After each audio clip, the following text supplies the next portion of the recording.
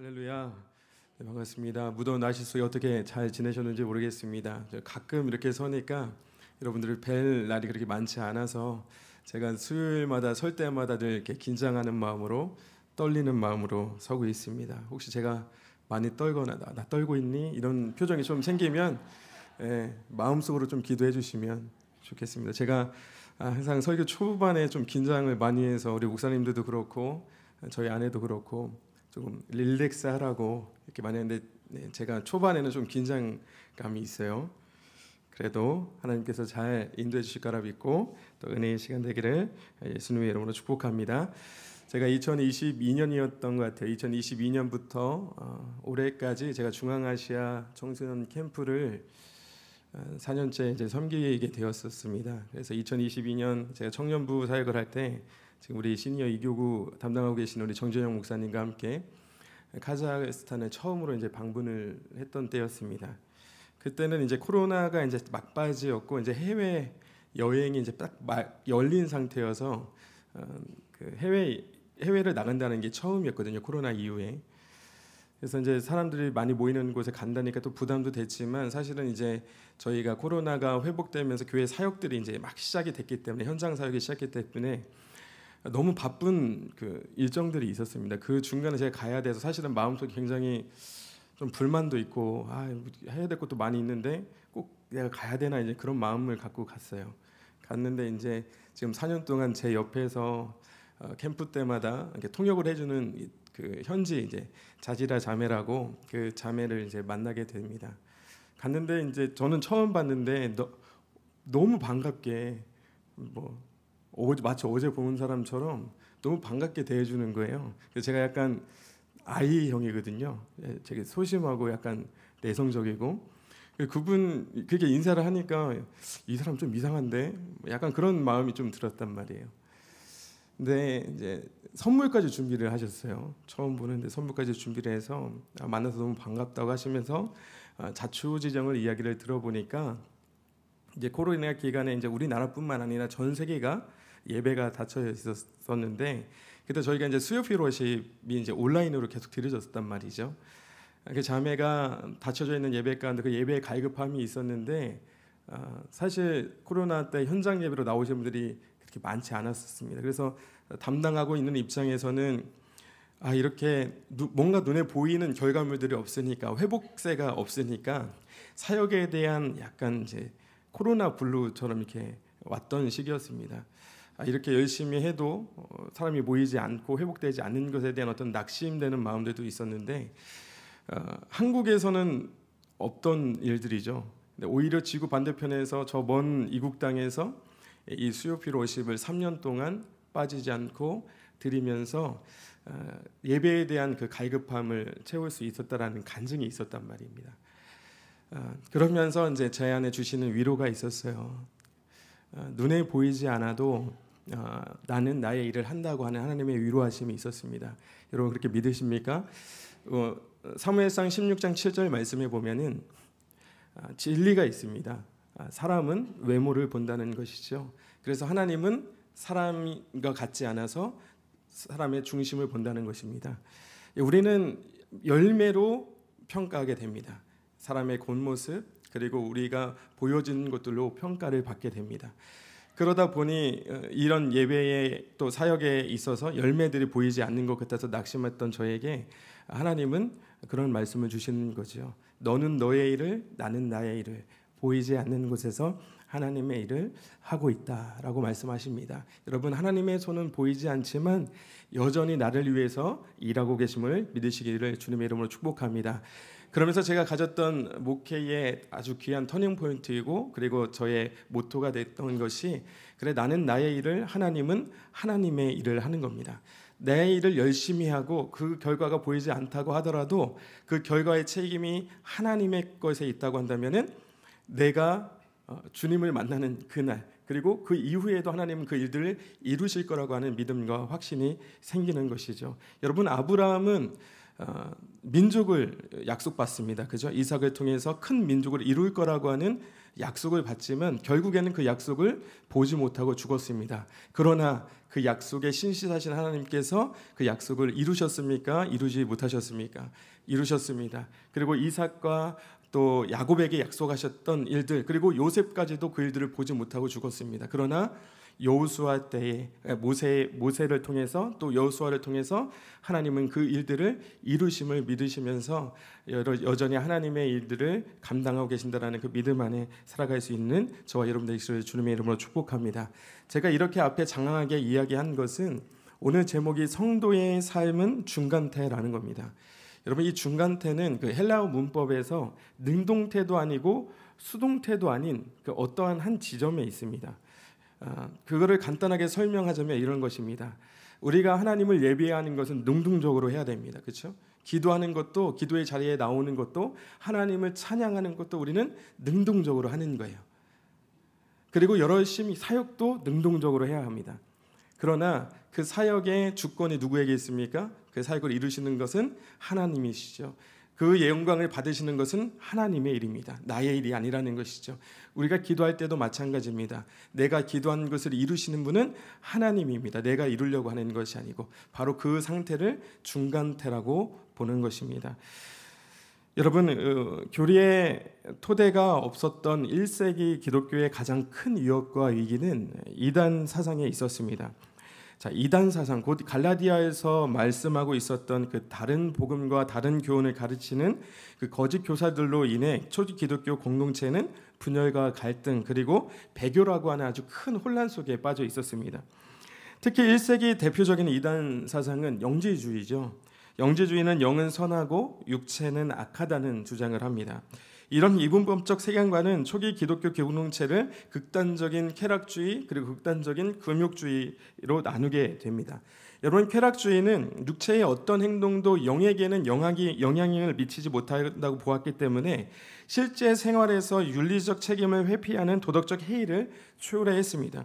이에 반해 금욕주의는 자기절제를 통해 경건을 추구하는 이 수도원 운동을 발전하는 긍정적인 면도 있었습니다만 근육적인 행위 자체가 구원이나 영적 성숙의 조건으로 착각하게 만드는 그런 문제들을 이야기하게 됩니다.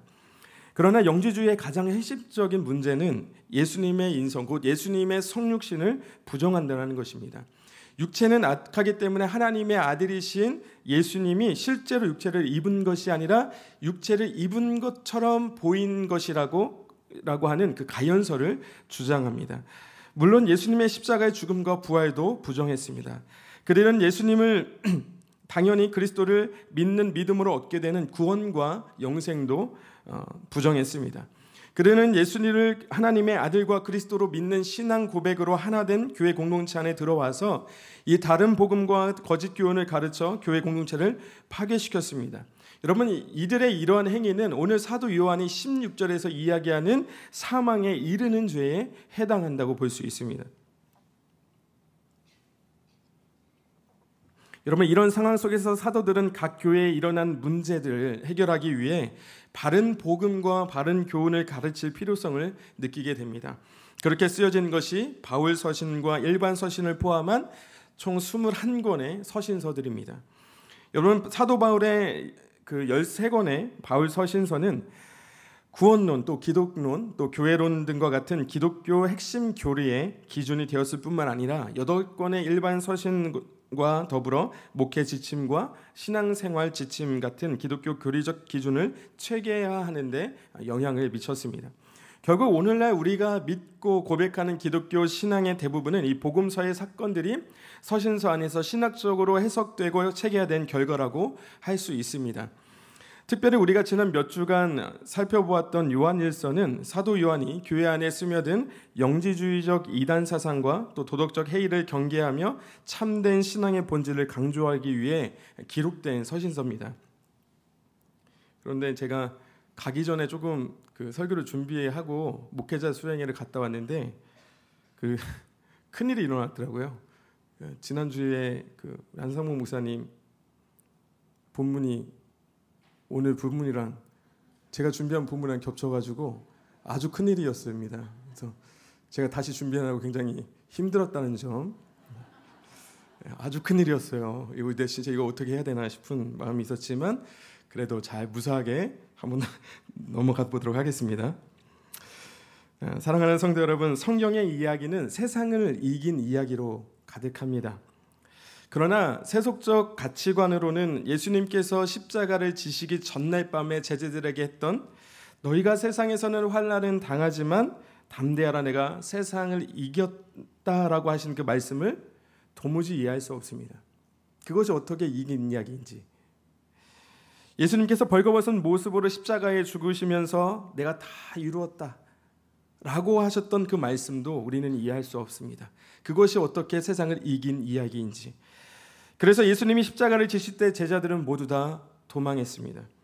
그리고 이렇게 성경은 패배한 이야기로 끝날 것 같아 보였지만 어느샌가 제자들은 다시 돌아와 승리의 삶을 사는 것을 보여줍니다.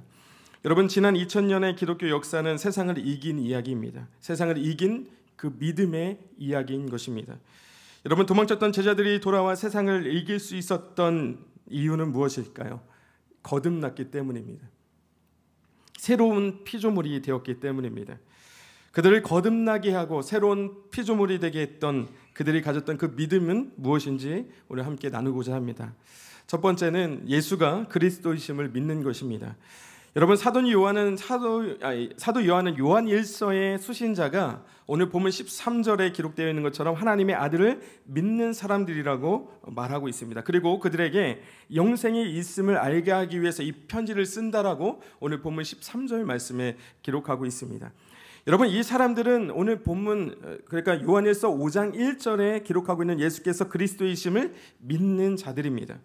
세상을 이긴 믿음은 예수가 그리스도이심을 믿는 믿음입니다.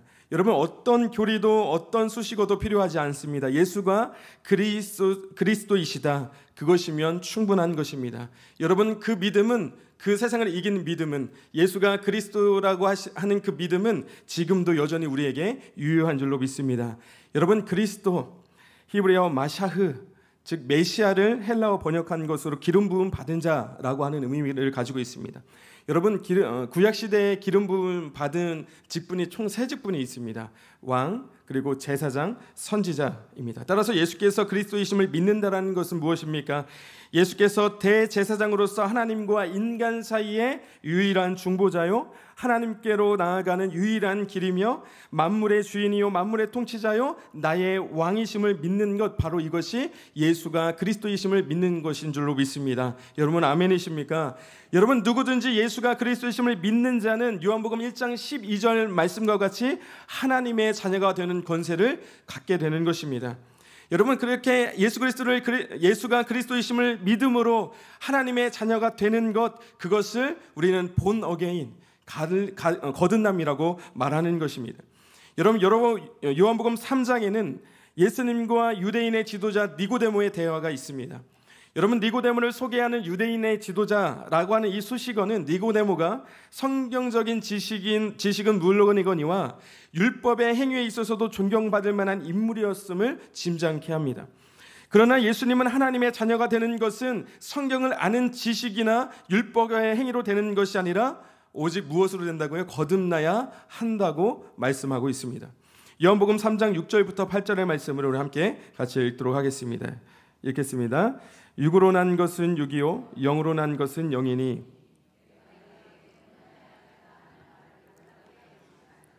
바람이 임의로 불매 내가 그 소리는 들어도 어디서 와서 어디로 가는지 알지 못하나니 성령으로 난 사람도 다 그러하니라. 아멘.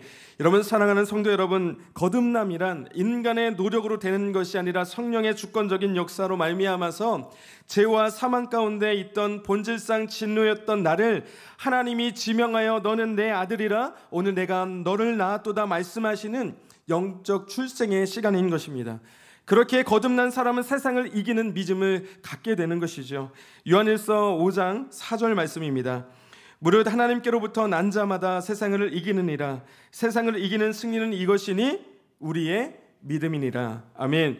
여러분, 오늘 이 4절 말씀을 개역개정 성경은 이 본문 4절 후반절에 기록되어 있는 세상을 이기는 승리를 원어 성경은 세상을 이기는 승리의 시제를 과거로 기록했습니다. 과거에 있었던 단회적 승리를 강조하기 위한 것입니다. 따라서 원문 성격을 직역하면 오늘 본문 4절 말씀이 이렇게 번역이 되는 것입니다. 세상을 이긴 승리, 이기는 승리가 아니라 이미 이긴 승리는 이것이니 그것은 우리의 믿음이라는 것입니다. 여러분, 예수가 그리스도이심을 믿음으로 일어나는 단회적인 승리의 사건은 무엇입니까? 바로 이 거듭남입니다. 사도 바울의 선언처럼 완전히 새로운 새로운 피조물이 되는 것, 이것이 바로 거듭남입니다. 이것은 세상을 살아가는 동기가 달라진다는 것이죠. 여러분, 세상은 결과 중심적이기 때문에 여러분, 물질 만능주의, 성공주의, 쾌락주의, 또 외모 지상주의와 같은 육신의 정욕과 안목의 정욕과 이생의 자랑이라는 세속적 가치관으로 세상의 종이 되어 살아갔다는 것입니다. 예수를 믿는다는 것은 이제 더 이상 내가 세상의 종이 되지 않겠다라는 선언인 것입니다. 이제 내가 예수님은 나의 왕이요 나의 주인이라는 선언인 것입니다. 비록 세상에서 내가 살아가지만 내가 세상에 속한 사람이 아니라 하나님께 속한 사람이라는 선언인 것입니다. 그렇기에 내가 예수 그리스도를 믿는다고 고백하는 순간 우리는 거듭남을 경험하게 되는 것입니다. 하나님의 자녀가 된 그 거듭난 사람에게 이제는 결과가 중요한 것이 아니라 동기가 중요해졌습니다. 내가 선택하는 동기가 달라지는 것입니다. 내가 이제 얻기 위해서 선택하는 것이 아니라 내가 거룩하게 살기 위해서 선택하는 것입니다. 그래서 마태복음 6장에는 기록하는 것입니다. 마태복음에서는 기록합니다. 우리가 무엇을 먹을까 무엇을 입을까 염려하지 않게 되는 거예요. 내가 무엇을 먹든 무엇을 입든 어디를 가든지 하나님의 영광을 위해서 살아가기를 선택하는 것, 그것이 거듭난 사람이 살아가는 삶의 동기가 되는 것입니다. 이전에는 내가 세상에서 어떤 것을 얻을까, 얼마나 많은 소유를 거둘 수 있을까, 얼마나 성공적인 삶을 살아갈 것인가를 선택했다면 이제는 내가 그런 거대한 나라로서의 삶을 살아가는 것이 아니라 하나님의 거룩한 나라가 되기를 소망하는 삶을 선택하는 그 삶이 거듭난 삶인 줄로 믿습니다. 여러분, 그렇기에 성경은 예수가 그리스도이심을 믿는 그리스도인들을 향해서 세상이 감당하지 못하는 사람인들이라고 말합니다. 히브리서 11장 38절 말씀을 함께 읽겠습니다. 시작. 세상은 이런 사람들을 받아들일 만한 곳이 못 되었습니다. 그래서 그들은 광야와 산과 동굴과 땅굴을 헤매며 다녔습니다. 여러분, 로마의 박해 중에 도미티안 박해가 가장 심했던 박해로 기록됩니다. 여러분, 로마의 도미티안 황제는 자신의 칭호를 도미누스 et 데우스, 나의 주 나의 하나님으로 바꾸었습니다. 그래서 사람들로 하여금 나의 주 나의 하나님으로 부르면서 도미티안 황제를 신으로 섬기게 만들었습니다. 그러나 그 호칭을 거부하는 그리스도인들을 아주 잔인하고도 잔혹한 방법으로 사람들을 죽였습니다. 그것이 도미티안 박해입니다. 그리스도인들은 도미티안 황제를 나의 주 나의 하나님으로 부르는 대신에 광야와 산과 동굴과 땅굴에서 살기를 선택했습니다. 세상을 유리하는 자가 되었습니다. 여러분, 세상의 빛을 보면서 살지 못하는 그들의 인생이었지만 영원한 빛으로 인도하시는 그 영원한 빛을 바라보면서 살아갔던 사람들이 초대교회 성도들인 것입니다. 사랑하는 성도 여러분, 이렇게 거듭난 사람들은 죽음도 이 믿음의 사람들을 이기지 못했습니다. 왜냐하면 예수가 하나님의 아들이심과 그리스도이심을 하나님이 증언하고 계시기 때문입니다. 오늘 요한일서 5장 9절 말씀을 함께 읽겠습니다. 만일 우리가 하나님의 증언을 받을진대 하나님의 증거는 더욱 크도다. 하나님의 증거는 이것이니 그의 아들에 대하여 증언하는 것이니라. 여러분, 법정에서 증인의 증언이 죄의 유무를 다투는데 중요한 증거가 될 만큼 신뢰할 수 있는 것이었다면 자신의 아들에 대한 하나님의 증언은 사람의 증언과 비교할 수 없다는 것입니다. 사도 요한은 그 표현을 물과 피와 성령이 증언한다고 말하고 있습니다. 마태복음 3장을 보면은 예수님이 요단강에서 침례를 받으시고 올라오실 때에 하늘이 열리고 성령이 예수님 위에 임하셨습니다. 그리고 아버지께서 그 예수 그리스도를 향해서 이는 내 사랑하는 아들이요 내 기뻐하는 자라고 증언하십니다. 또한 예수님께서 십자가에서 흘리신 피가 인간의 죄를 속량하셨다고 히브리서 기자는 또 기록하고 있습니다. 또한 사도행전 17장 31절 말씀으로 함께 같이 읽겠습니다. 그를 죽은 자 가운데서 다시 살리신 것으로 모든 사람에게 믿을 만한 증거를 주셨다고 말씀합니다. 로마서 1장 4절 말씀도 기록합니다. 죽은 자 가운데서 부활하사 능력으로 하나님의 아들로 선포되셨으니 곧 우리 주 예수 그리스도시니라. 아멘. 여러분, 부활을 통해 예수 그리스도께서 하나님의 아들이라는 것과 죽음을 이기지 못하는 영원한 생명이 예수 그리스도 가운데 있다는 것을 증언하셨습니다. 뿐만 아니라 요한복음 15장 26절 말씀 함께 읽겠습니다. 내가 아버지께로부터 너희에게 보낼 보혜사 곧 아버지께로부터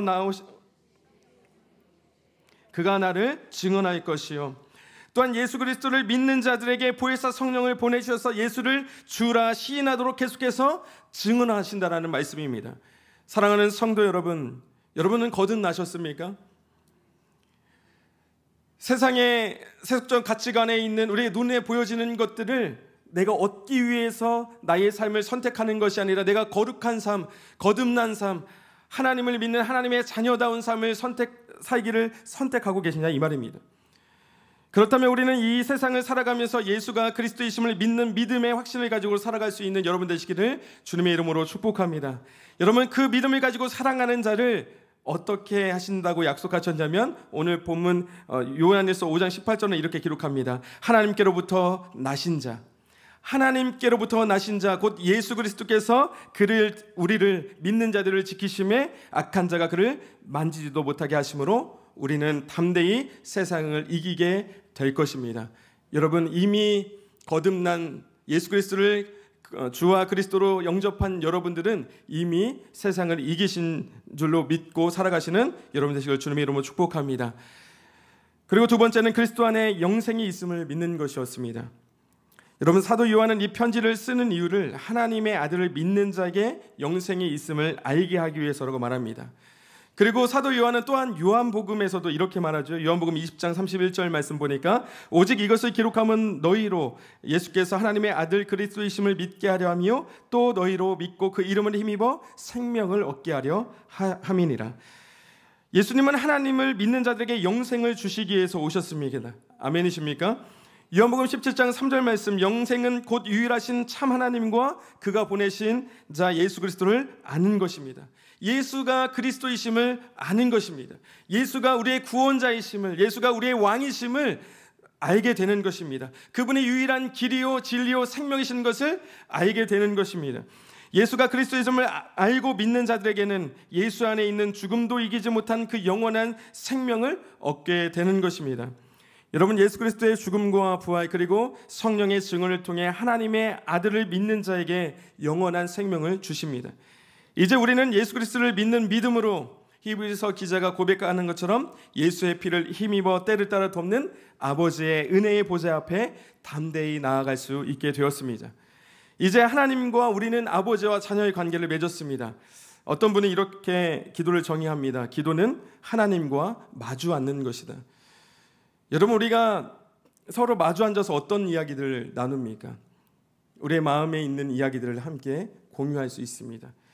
우리가 함께 위로받고 싶은 이야기들을 나눌 수 있습니다. 힘들고 때로는 무너지는 일들, 가슴 아픈 일들에 대해서 나누기도 합니다.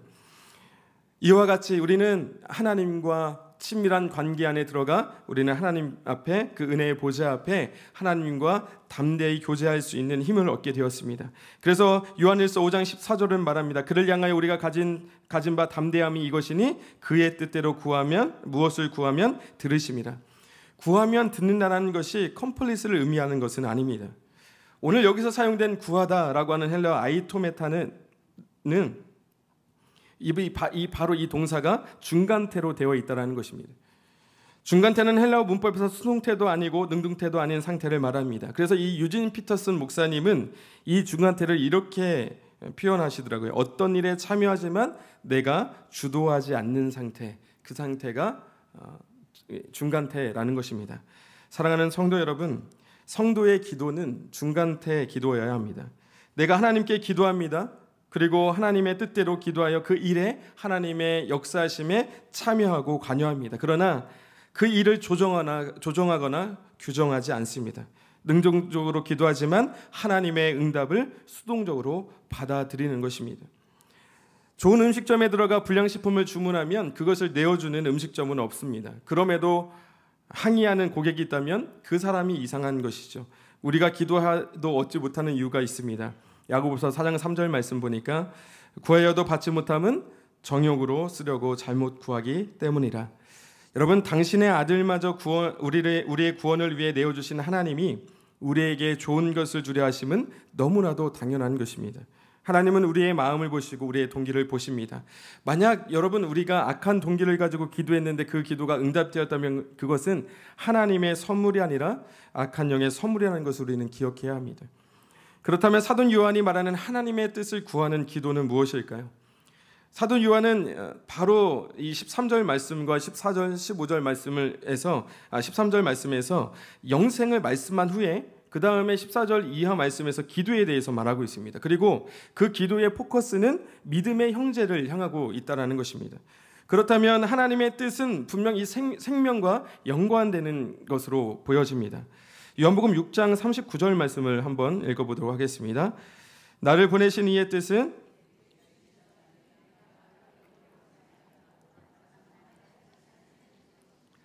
아멘. 여러분, 사도 요한은 모든 불의가 죄이지만 사망에 이르지 않는 죄와 사망에 이르는 죄가 있다고 말합니다.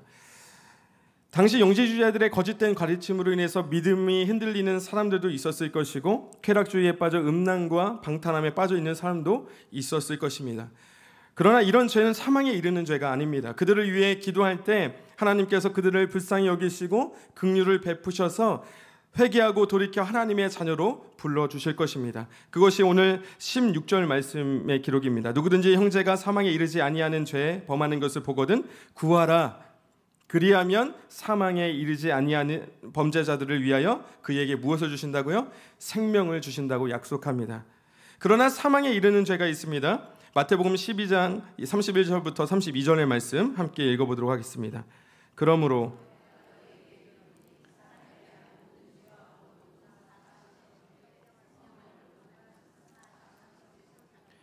또 누구든지 말로 인자를 거역하면 사하심을 얻되 누구든지 말로 성령을 거역하면 이 세상과 오는 세상에서도 사하심을 얻지 못하리라. 여러분, 다른 사람으로 하나님의 아들을 믿지 못하도록 하고 예수가 하나님의 아들이심을 고의로 부인하여 영적인 죽음을 초래하게 하는 것을 의미합니다. 예수를 주로 시인하게 하고 진리 가운데로 인도하는 성령의 일하심을 방해하는, 우리가 흔히 이야기하는 성령 회방죄라고 하는 영지주의자들 같은 이단 사상을 가지고 미혹하는 사람들은 반드시 하나님께서 사망에 이르게 하실 것입니다.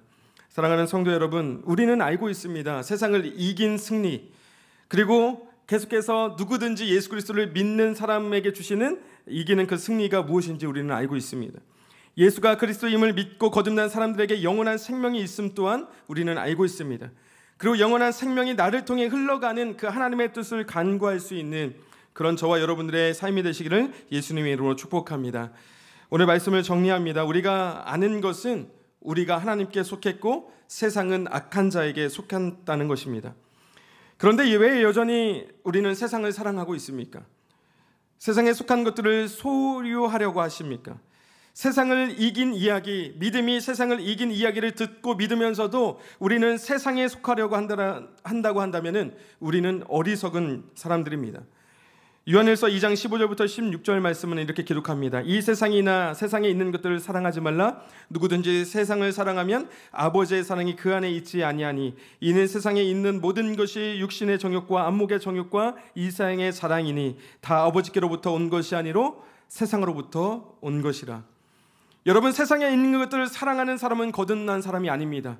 내가 하나님의 자녀라고 이야기하고 난 성도라고 이야기하지만 여전히 하나님에 속한 것을 갈망하지 않고 세상에 속한 것들을 사랑하고 세상에 속한 것들을 취하려고 한다면 우리는 하나님께 속한 사람들이 아니라는 것입니다. 세상의 가치관, 곧 육신의 정욕과 안목의 정욕과 이생의 자랑을 갈망하며 살아가는 사람은 하나님을 사랑하는 사람이 아니고 세상을 사랑하는 사람입니다.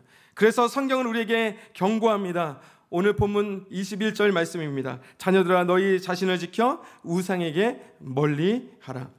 하나님을 사랑하는 사람은 하나님의 계명을 지킵니다.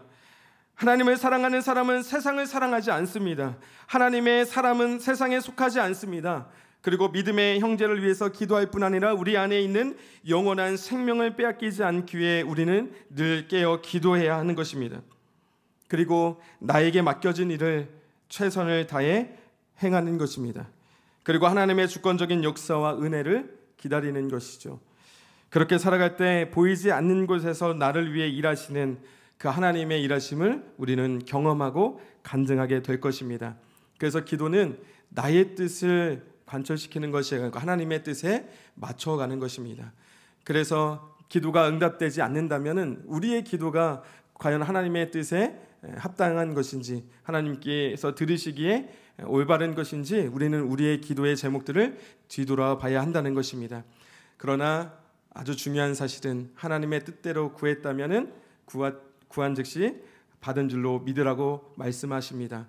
먼저 그의 나라와 그의 의를 구하는 자에게 하나님께서 모든 것을 넘치도록 부어주실 줄로 믿습니다.